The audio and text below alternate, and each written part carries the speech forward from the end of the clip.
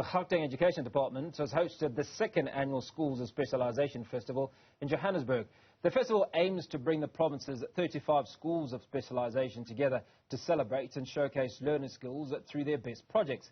Provincial Education MEC Matome Chiloane says the establishment of schools of specialisation in the province will assist in repositioning education as a sector to provide adequate skills to learners. He joins me now live in studio.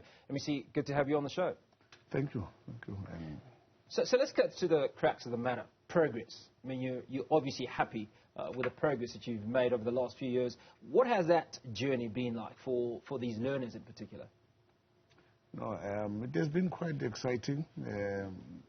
I must say that the sector and the learners entirely has received the schools and this initiative very well, to a point where there's a greater demand for more schools of specialization, because schools now are coming forward to say, we are also ready, we've got the infrastructure, can you convert us into this particular school?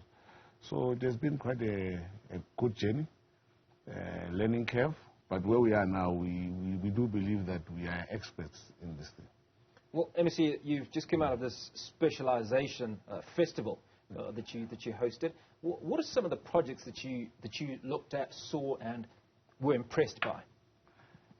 You see, the projects the learners had to do, because remember, as a sector, as a department, we don't aim to produce just a learner who knows how to read and write. You know, we are producing model citizens who are able to comprehend the challenges of society and solve them. So the projects were based on their research, their focus, and solutions to societal problems. Learners produced a solar-powered bike. They call it the shh bike, because there's no sound. Yeah. It's unlike the Harley Davidson. They did themselves from start to finish. An electric vehicle from start to finish. Ambulance. They actually built an ambulance, solar-powered ambulance. They did a lot. There were a lot of projects. They did a mining shaft. They did hydroponics, vertical gardening. They produced.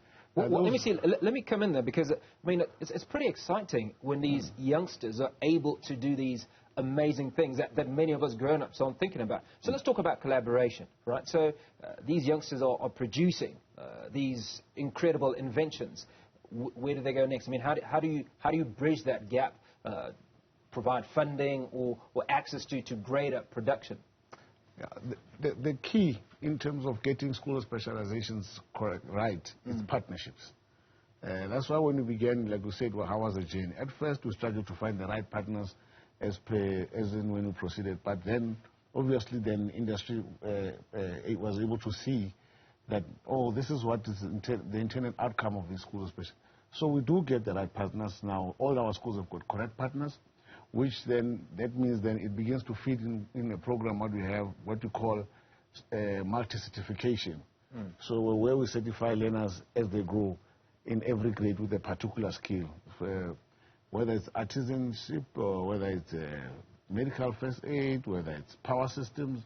Because these learners, for instance, learners in Tembisa were telling me rather, that I know how to fix electricity. So in my local immediate community, they come to my house after school and say, can you, and it's a girl learners, and say, no, can you come and fix, we have a problem with electricity. They don't have to wait for ESCOM anymore or the electricity department from the municipality, because these learners are certified with the skills to actually start doing the work while they're still in school.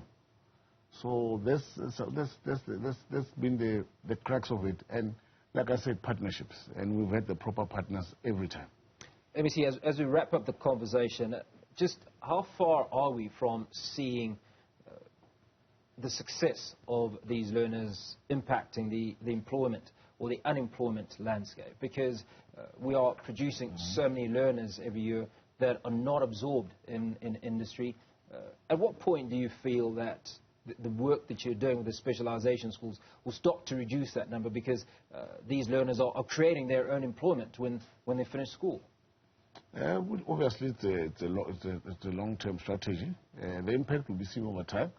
But we do believe, because what we also tell them is that we're not necessarily producing job seekers from the schools. We are producing employers, because entrepreneurship is at the center as well of our schools of specialization, because they need to focus on how to start and run a business, and they get certified with that skill from an accredited institution that demonstrate that these learners have gone through the necessary steps to be able to run their own business, using the skills they learned from our schools, more importantly.